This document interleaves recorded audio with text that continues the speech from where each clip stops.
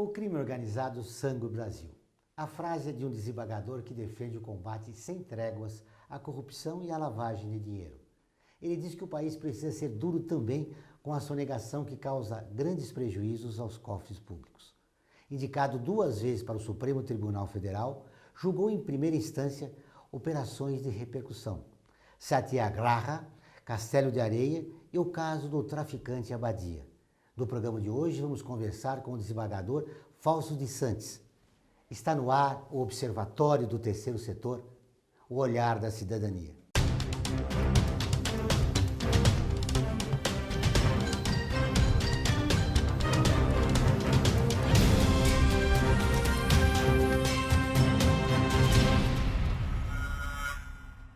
Fausto de Santis é desembargador do Tribunal Regional Federal da Terceira Região desde 2011.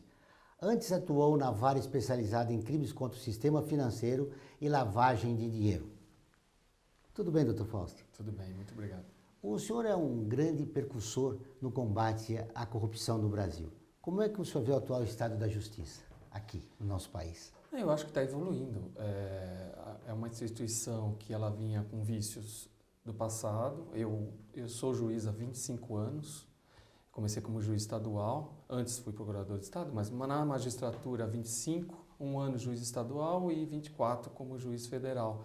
E no começo a Justiça Federal ela era um teatro, porque nada acontecia, absolutamente nada, principalmente no que toca ao crime econômico. Todas as investigações demoravam muito, os próprios processos acabavam sendo parados ou por prescrição, por nulidades que sempre e necessariamente eram reconhecidas. E aí era uma justiça de fachada que hoje nós estamos vendo, a realidade mudou, longe do ideal, mas já está bem melhor do que foi no passado. Foram muitas decepções e ameaças. Foram contingências de quem começa um trabalho que não se estava esperando, né? Quando se criou as varas especializadas, se criaram as varas especializadas, eu acho que as pessoas não se deram conta de que elas não estavam para ser mais um instrumento de marketing do judiciário. E os juízes que assumiram essas varas no início, todos eles, eu conheço os colegas, estavam empenhados, o que dependia de uma investigação séria e esses casos chegarem na justiça. À medida que esses casos foram chegando, o trabalho foi acontecendo e aí começou um contratrabalho, né? Um trabalho de destruição do trabalho em si, da figura do próprio juiz e, enfim, da figura da própria função da justiça e da lei. Até a lei foi criticada como sendo inconstitucional, uma lei que estava aí há anos, com a lei do crime econômico contra o sistema financeiro nacional. Atualmente o cidadão pode confiar na justiça brasileira? Eu acho que pode confiar. É claro que tem algumas mazelas, tem, como toda e qualquer instituição, mas dentre os poderes, o judiciário é o poder que mais se pode recorrer, que mais se tem recurso, é absolutamente transparente. Tem um outro caso envolvendo corrupção de um ou outro magistrado ou má conduta? Tem, mas isso não reflete o universo da magistratura, principalmente no que toca à primeira instância, que são juízes concursados, que eles passam por um crivo de um concurso público que é sério, e se as pessoas não se dão conta. E aí, à medida que sobem nas instâncias, aí tem indicações políticas, e aí começa a credibilidade não ser tão grande quanto da primeiro grau. Mas o trabalho está sendo feito, e aos poucos o judiciário está demonstrando que tem que ter unidade com aquele que o legitima, que é o povo. Não pode ser um judiciário totalmente fora das expectativas da população. Falando em povo, é possível já contar com uma justiça democrática aqui no Brasil? Não, a justiça é democrática, depende em que ângulo, né? Ela é democrática à medida que qualquer pessoa que estudar direito e fizer um concurso pode ser juiz, desde que alcance o nível desejável. Mas ela não é democrática quando nós vemos os resultados dessa justiça visitando prisões. Em relação a pobres e ricos. Exatamente. Em relação que não tem o mesmo tratamento. Não tem. Quando você faz uma análise dos casos de crimes não econômicos, você vai ver que a justiça é muito mais rigorosa e muito menos condescendente do que nos crimes econômicos, que aí todas as unidades ou formalidades ganham um realce, uma importância, não que a formalidade não tenha importância, mas a disparidade de tratamento faz com que a justiça acabe sendo desacreditada. Mas isso aos poucos está mudando, né? É um fenômeno que ocorreu no passado nos Estados Unidos, foi muito criticado, e hoje os Estados Unidos têm absoluto rigor com o crime econômico. Como a gente pode corrigir essas distorções da justiça? Olha, é a população cobrando, as pessoas acompanhando o papel da justiça e a imprensa também fazendo isso, né? Você sabe que havia momentos na justiça que Natal, Ano Novo e feriado era um risco, porque sempre tinham decisões teratológicas que ninguém acompanhava, porque ou estavam viajando, estavam fazendo... E agora as coisas não estão mais acontecendo como acontecia no passado. Está mais difícil sair da linha. E isso é muito bom. Nós temos um CNJ que é criticado por muitos juízes, mas tem um papel importante de tentar unificar a justiça e trazer a correção necessária, né? É um papel de orientação e disciplinamento, e o que também não pode se transformar num superpoder, mas é importante, o seu papel é importante para controle das instâncias superiores, né? Muito bem, nós vamos para o intervalo. No próximo bloco nós voltamos com o desembargador Fausto de Santos. Até já.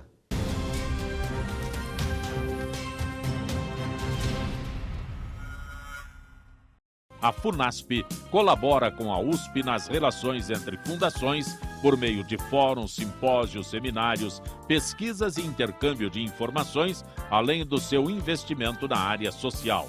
Para melhores informações, entre no nosso site www.funasp.org.br. FUNASP, um marco entre o universo acadêmico e a sociedade. A vida nos traz muitas conquistas, mostrando que todo conhecimento e esforço compensaram em cada detalhe, cada emoção. Estudar na FIA me fez crescer profissionalmente e a conquistar um objetivo maior, que foi a felicidade de ajudar meus filhos numa carreira brilhante. E a FIA compartilha esses sonhos com a melhor estrutura, corpo docente e networking que conduzem ao sucesso e à felicidade. FIA, sua maior conquista.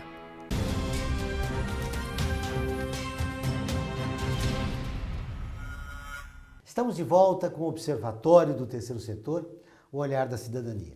No programa de hoje conversamos sobre a luta contra a corrupção.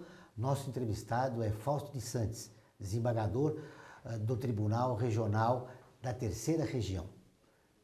Muito bem.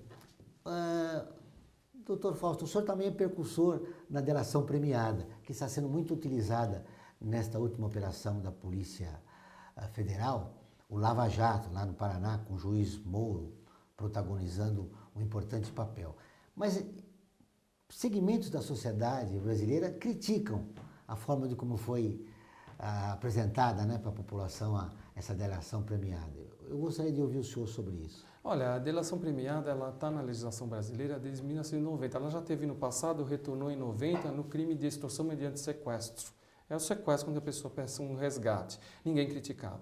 Quando passou a ser aplicada pela primeira vez no crime econômico, aí uma parte da advocacia falou isso é antiético, é isso, aquilo. Não é nada disso. Porque a delação premiada, a gente trata do crime organizado. O crime organizado você só descobre, muitas vezes, quase sempre, a partir de alguém de dentro revelar a situação. E essa revelação para o Estado tem que ter um valor considerável para a descoberta do crime e para acabar com o crime organizado. Então a delação premiada ela veio com essa expectativa e ela é necessária, ela é útil e ela é ética, porque quando se fala que ela é antiética, se utiliza justamente a regra do submundo, que é, não vou te dedurar, se dedurar você morre. É a ética do bandido. A delação premiada ela é ética sob a ótica do Estado, porque ela permite a proteção do bem jurídico, daquilo que o crime quer proteger. No caso da corrupção, a administração pública. Então, ela é ética, ela permite a descoberta mais fácil do crime, é menos custo, menos isso, menos despesas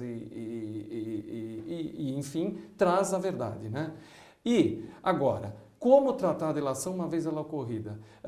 O delator, o juiz tem que levar em consideração a credibilidade daquele que delata. Ah, mas ele é um réu. Assim, ele é um réu. Mas como foi sua vida, seu relacionamento social, sua família, o que ele faz, o que ele fez? Isso é um ponto. Confiabilidade, credibilidade. Depois vem a confiabilidade intrínseca daquilo que ele fala. Se aquilo que ele fala tem coerência dentro do contexto, dentro dos fatos e tudo mais que ele aborda.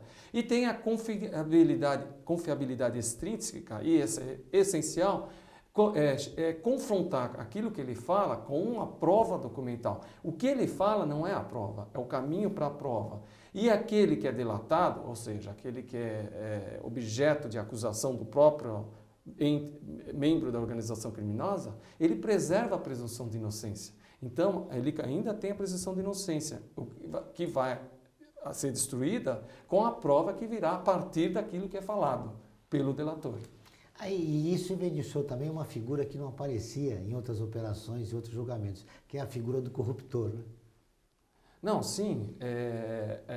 Sempre aparecia só a figura do agente público e aquele do setor privado que corrompe, que oferece, ficava, de certa forma, ileso. E agora não, ele é estimulado a fazer com uma pena mais baixa. E num debate até foi discutido, falando que delação premiada está sendo usada como tortura. Não é tortura. A pressão para diminuição de pena está na própria legislação. Então, quando a legislação prevê uma atenuante de confissão, que já isso é antigo, existiu no Código desde sempre, existe uma pressão legal para que a pessoa confesse. Assim mesmo, da mesma forma no caso de desistência voluntária do crime, a pessoa que não vai até o fim na prática do crime, ele tem um benefício de diminuição de pena. E a própria lei, a lei do crime organizado, determina que a pessoa condenada que não fez a delação, ela pode vir à justiça, mesmo em segundo grau, em terceiro, no STJ, no Supremo, falar, quero delatar para ter uma diminuição da pena já imposta. Então, quer dizer, a pressão é da eficácia do sistema e não do instituto em si. Não é uma medida coercitiva. Não é uma medida que vem ao encontro do interesse do Estado e, ao mesmo tempo, do acusado. Ele atende a ambas as partes, né? E é a faculdade da pessoa fazer, ninguém pode obrigar. O réu, inclusive, pode recuar.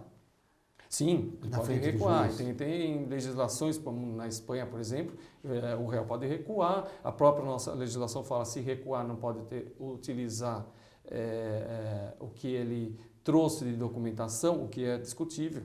Tá? Porque a pessoa traz uma documentação no início espontaneamente e depois fala, não quero mais falar, aquela documentação é válida ou não? Eu acho que deveria ser válida, né? Se for verdadeira... se a documentação ela é confrontável, uma documentação de uma empresa que traz revela fatos, uma coisa é a pessoa desistir. Esses caminhos da justiça brasileira não levam à impunidade? O caminho da delação? Não da delação, mas da possibilidade das provas não serem reconhecidas, nesse caso. Leva a sentimento de que a justiça brasileira no exterior é considerada que é a justiça que faz e desfaz. E é uma realidade. A gente tem que ter uma justiça que seja eficaz, que as pessoas... Olha, Joel, não adianta nós termos uma administração pública que tem órgãos de controle, tem CGU, Controladoria Geral da União, uma polícia eficaz, o COAF, que é a Unidade de Inteligência Financeira Brasileira, eficaz, tentando verificar crime de lavagem, isso, aquilo, se o judiciário for tímido e inoperante. Então, todo o resto vai cair em desânimo, porque chega na ponta do judiciário e nada acontece. Então, o judiciário tem que fazer sua parte, como o legislativo também, com leis adequadas para que o judiciário faça a sua parte. A alegação dos agentes públicos, todos esses órgãos que o senhor citou aí, eles dizem que não tem estrutura para combater a corrupção. Olha, a estrutura nunca se tem no setor público, né? Eu mesmo lá na vara, uma vara que tinha 14 funcionários, a gente conseguiu fazer um trabalho muito difícil, mas foi feito. Estrutura ideal, difícil no Brasil algum órgão público ter. Agora, isso pode servir muito de desculpa, né, para que não se trabalhe. O protagonismo que o senhor ocupou algum tempo atrás, com as operações que já foram citadas aqui no início do programa, levou o senhor a colecionar inimigos dentro e fora do judiciário. Como é que o senhor suplantou essa fase? Olha, o judiciário é um poder, juiz é complicado, porque ele que dá a última palavra, então a vaidade está sempre presente, é um poder que carrega muita vaidade, mas eu entendo natural, aqueles que se acham superiores ou com o direito de criticar o trabalho do outro sem conhecer a fundo, porque é fácil criticar. Agora, quem estava lá na hora de assinar com todo o drama do que o caso se apresenta, é outra realidade. Então, eu tenho que tratar que faz parte do sistema, né? E vaidade tem em qualquer setor, né? Insistindo, como é que o senhor suplantou essa fase? Eu suplantei persistindo, acreditando que eu estava fazendo era a tentativa de fazer o melhor.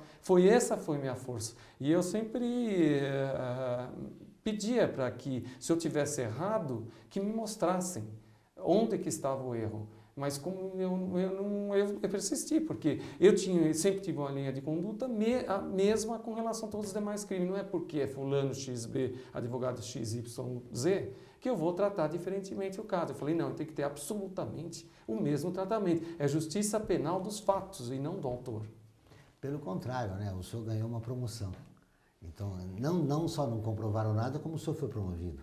A promoção foi por antiguidade, né? Tentaram abrir o tribunal estava 2 anos sem abrir a vaga, que já estava vaga, e aí houve uma promoção, uma tentativa de promoção para mim. No início eu achei que não era adequado, eu achava que tinha um trabalho a ser feito que tinha que terminar, aí depois houve uma segunda vaga aberta, eu na antiguidade era o mais antigo, e aí eu falei, não, agora é o meu momento, porque você não pode ser precursor e querer fazer só você um trabalho, eu acho que tem que deixar para outros e a roda anda, né? De qualquer forma, os outros atores que participaram da operação da Polícia Federal não tiveram a mesma sorte que o senhor. Vamos agora a mais um intervalo e voltamos dentro de instantes.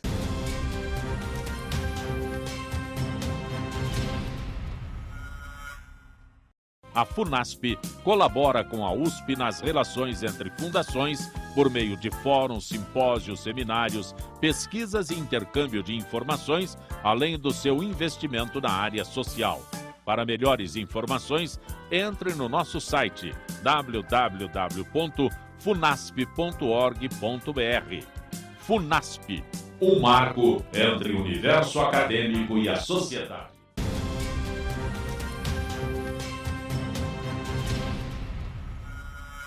Chegamos ao último bloco do Observatório do Terceiro Setor, o Olhar da Cidadania. Nosso entrevistado hoje é o desembargador Fausto de Santos. Muito bem.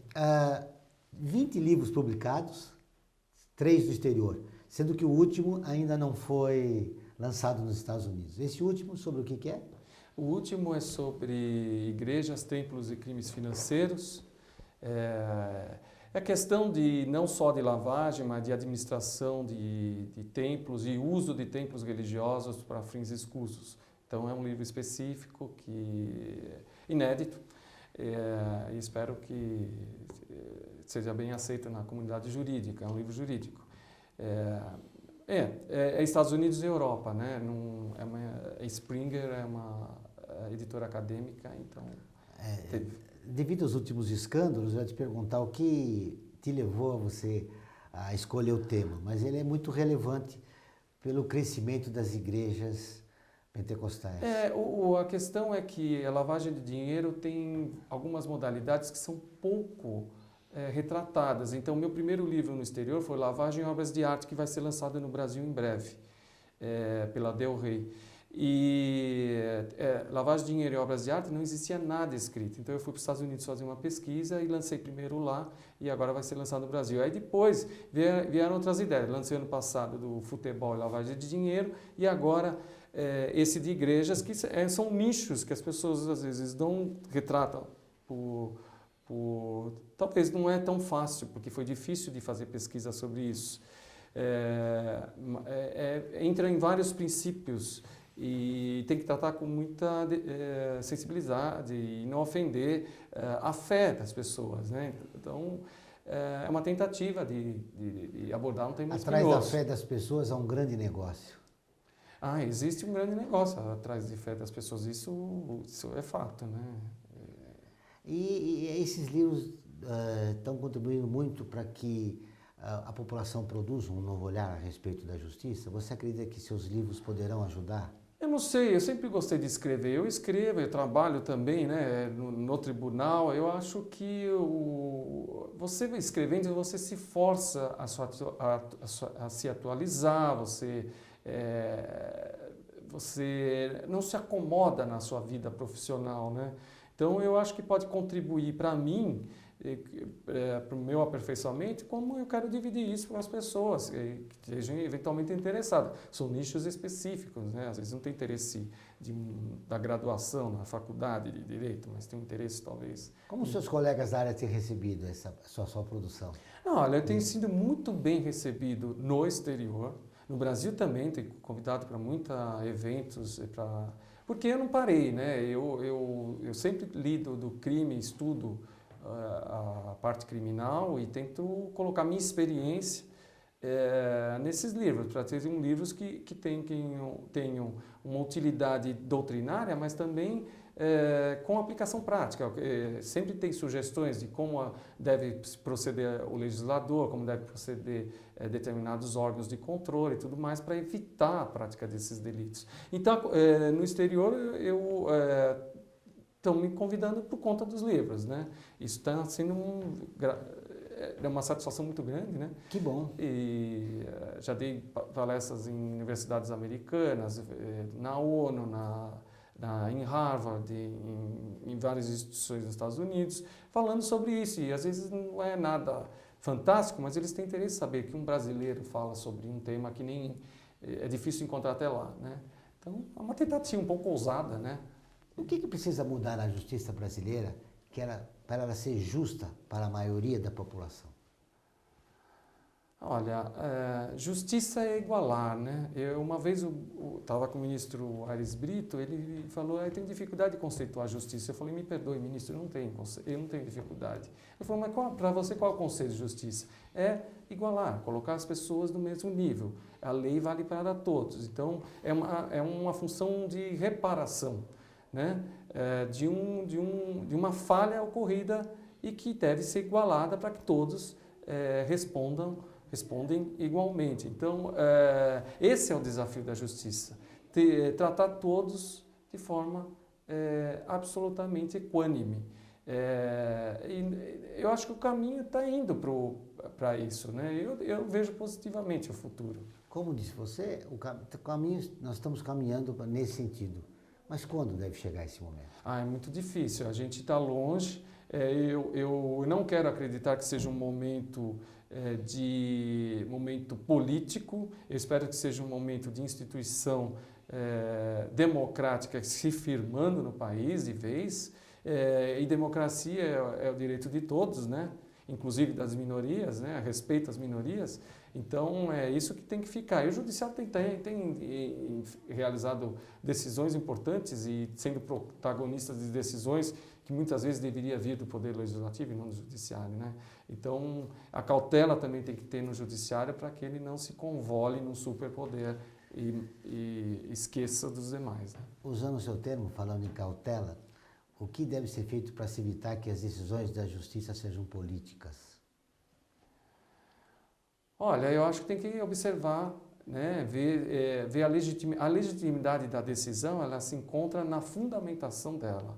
E o linguajar é muito hábil, né? A pessoa pode usar o linguajar para o bem ou para o mal. O juiz faz de uma injustiça uma justiça, ele é capaz de fazer isso. Então, as pessoas, quando retratam uma decisão, ela tem que ler os fundamentos e ver se aquilo bate com o que existe nos autos. E a imprensa está aí para isso, para mostrar esse papel. Porque se o judiciário está legitimado, ele só vai estar legitimado quando aquilo que ele decide está coerente com aquilo que foi proposto pela Constituição e pelas leis. Nesse ano nós devemos ter uma reforma política no país. E vai ser discutido todos os nossos poderes, o Legislativo, o Judiciário e o Executivo. O que precisa ser mudado no Poder Judiciário para que ele se aproxime mais da população? Eu acho que tem que se pensar coisas, por exemplo, à medida que você sobe nas instâncias, as instâncias superiores, a credibilidade vai diminuindo. Então, a forma de seleção dos juízes é algo que está mais do que tempo de ser, mas de uma maneira não para vingança política de um ou de outro partido ou governo. Tem que ser discutida a coisa objetivamente. Esse sistema está bom para o país? É assim, tem que ter um outro poder que faça algum contrapeso dessa decisão. Esse foro por prerrogativa de função, que é uma peculiaridade do Brasil, que vale para um monte de gente, que não existe isso no exterior, isso se mantém?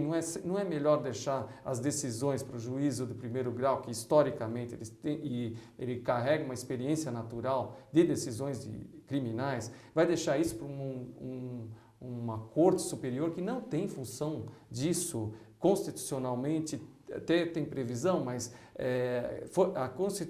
as cortes superiores não foram idealizadas para julgar crimes de primeiro grau, como se fossem primeiro grau. Então eu acho que tudo isso tem que ser repensado, né, para que tenhamos uma justiça melhor. Para finalizar nossa entrevista, e a PEC da Bengala? É boa para a justiça? Olha, eu não sei se o momento é adequado de se discutir isso, porque tem muitas coisas que são discutidas e parece que é pura vingança política. Eu, pessoalmente, eu não sou muito a favor da PEC da Bengala, porque ela atrasa a carreira do juiz. No Brasil, a carreira judicial, a função judicial é uma carreira, então o juiz que chega no primeiro grau, ele quer chegar no segundo grau. Talvez no terceiro, talvez no Supremo, mas o segundo grau, pelo menos, ele quer. E travando a carreira, com juízes ficando mais tempo, isso não é bom. Por outro lado, também, mais tempo que fica um magistrado numa corte superior, é mais conservadorismo, menos oxigenação, menos novas ideias. Não que pode ter juízes, e existem juízes brilhantes, né, mais experimentados, mas eu não sei se é o caminho adequado agora fazer esse tipo de alteração. Muito obrigado pela sua entrevista, foi um grande prazer conhecê-lo. Muito obrigado. O Observatório do Terceiro Setor dessa semana termina aqui. Para rever esse e outros programas, acompanhar nosso programa de rádio, notícias, comentários dos colunistas, acesse o portal observatoriotercesetor.com.br ou nossa página no Facebook. Participe do Observatório do Terceiro Setor na construção de uma sociedade mais justa, solidária e sustentável. Até o próximo programa.